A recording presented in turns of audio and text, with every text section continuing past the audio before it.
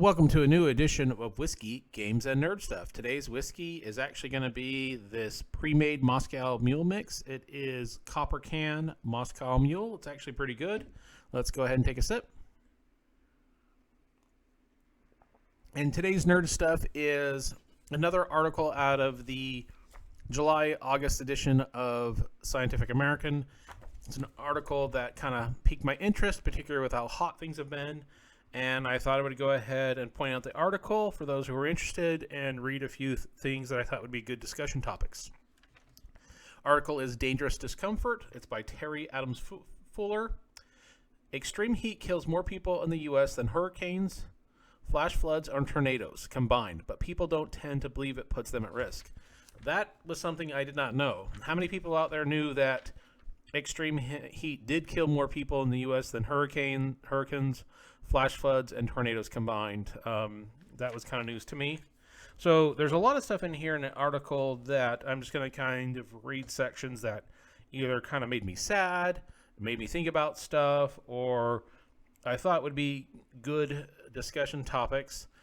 This one particular, the first part of this kind of made me sad, and it was something I read in the news, or I remember seeing in the news a while back, and it's one of those things where it definitely makes you feel for the family and for all the people that are doing the similar jobs.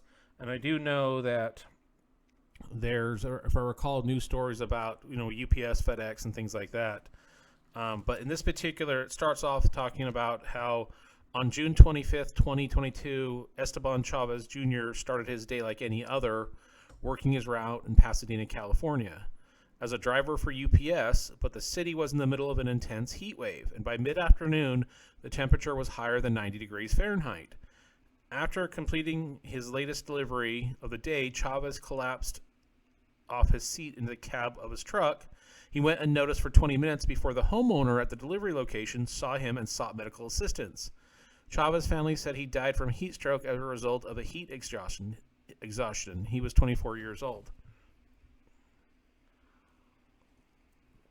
So I read this, and I believe I remember seeing this in the news back then, and you definitely feel sad for the family. I can't, I couldn't imagine getting that phone call when your family member was at work, and that happened.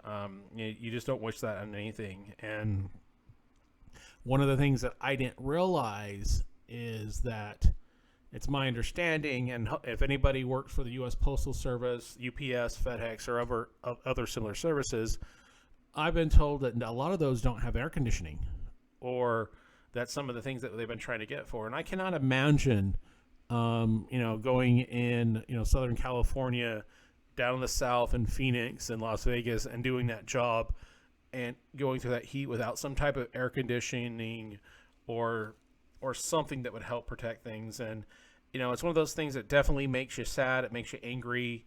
It makes you wonder what's going on. But it's definitely one of those things where if anybody's out there, especially with this most recent heat wave, if you see these delivery drivers out there, offer them some water. And if you're somebody who gets regular packages, put a little cooler out in the front of your house with some ice water. I mean, that's the least we can do. But yeah, it was something that kind of just made you think. The other thing that makes you think is, and I did not know this, is there's a section in here that talks about how discriminatory practices and urban hotspots, and how there were certain discriminating practices and redlining over the years that have led to urban heat zones. And that was something I did not know, but as you're reading it, it kind of makes sense, and it makes you think too. So there's a couple sections out of here that I'll read. Extreme heat is a danger to all segments of society, but people in the dense urban environments suffer the most severely.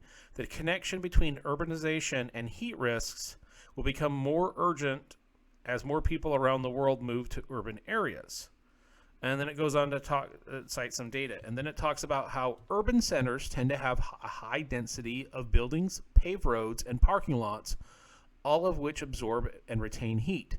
Green spaces such as parks and golf courses, in contrast, reduce heat levels in neighborhoods by lowering surface and air temperature through evapotranspiration. I'm going to say that wrong. So it's evapotranspiration. EVAPORTRANSPIRATION. So mature trees and other natural features provide shade, deflect the sun's radiation, and release moisture into the atmosphere. As heat waves become more frequent and intense, cities are experiencing higher nighttime and mean temperatures compared with areas that have a lot of green space. This is commonly called the heat island effect. So what's alluding to, or what it's saying, is that in areas that have, and I guess that makes sense, that have more, buildings, concrete, sidewalks, parking lots, shopping centers, and less green spaces, it's going to get that heat, retain that heat, and make it that much hotter, which makes a lot of sense.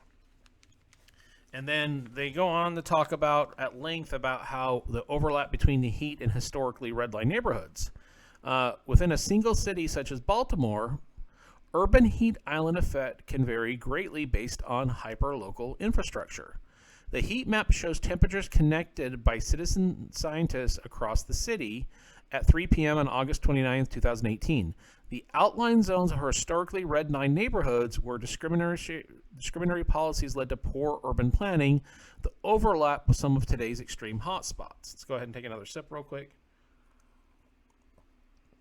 So it's kind of one of those things where redlining back in the 70s and 80s, and I want to say it stopped in the 70s to 80s, but I'm not too well versed on that, led to the planning it did. And because of the planning it led to, now what's happening is years after the fact, people are still suffering the impacts of this redlining, and those tend to be in the poor communities, the lesser sociological advantaged, or however you want to word that. It looks like what they're saying, and it makes sense, is, hey, neighborhoods and cities that had more parks and more plants and more greenery aren't going to retain that heat like it would if everything was cement. So, it's one of those things where I definitely feel like there's going to be a lot of books out there, a lot of literature out there that would definitely articulate this well better than I could. But I thought it was something interesting. And then it goes into talk about the better risk assessment. So in the past, the heat island effect has little connection to global climate trends, but recent research findings suggest that on average, urban heat island warnings will be equivalent to about half the warming caused by greenhouse gas emissions by the year 2050. In other words, cities get a double punch. Both climate change and urban development that swaps green space for pavement are warming metropolitan areas, influencing the chemistry of the atmosphere and intensifying urban air pollution. Currently, global temperatures are predicted to increase by 3.8 to 6.3 degrees by 2100, resulting in intolerable heat thresholds for the urban environments. So it kind of goes on, talks about how we need better risk assessment and different things we can do. And then it kind of closes with a section on here is that, basically this is both an economical, the hope is by pointing out the economical and humanitarian reasons for doing something about this, that hopefully we start planning better. It says, it kind of tells off to the end, it talks about there are economic consequences to, according to the Atlantic Council, the U.S. could lose some $100 billion annually because of extreme heat effects. So from a social level, if you're not concerned about this, maybe from a financial perspective, that if it's costing the U.S. $100 billion annually because of this, that could help influence the policy of putting things that we would put in place because of social reasons. And of course, it closes with the hope is that the increased awareness of this gap between risk and protective actions will force policymakers to take those issues more seriously and factor them into climate preparedness plans. Opening cooling centers during a heat wave might not be enough to prevent unnecessary deaths if people don't think they need to. More effective communication is one critical tool for reducing the harmful consequences of extreme heat on human health. So I did kind of skip around a lot in this article. I think there's a lot of things in this article that could warrant and should warrant definitely discussions about all kinds of stuff. Let me go ahead and take a quick drink. Things from worker safety to, letting our friends and family members know that, death from extreme heat, has caused the issues that it has, proper planning, and then just consideration of those that I have to work out in this hot weather. I know there's a period of time I lived in Phoenix for a while, and, for those that haven't lived in Phoenix, it especially in the summer months, it can get unbearable. It gets to the point where you do everything at early morning or at night, and even at night, it can get pretty unbearable. And you go out in the middle of the night and still feel the road and feel how hot it is. But this is one of those things where, because of the recent, the heat waves, and it's been in the news a lot, I was flipping through this. I thought this was pretty interesting. It definitely starts on, it gives you a specific person, what happened, and then kind of what it did to their family, where it led to.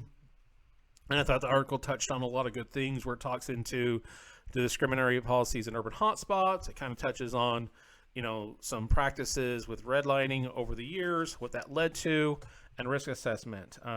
But again, this article was from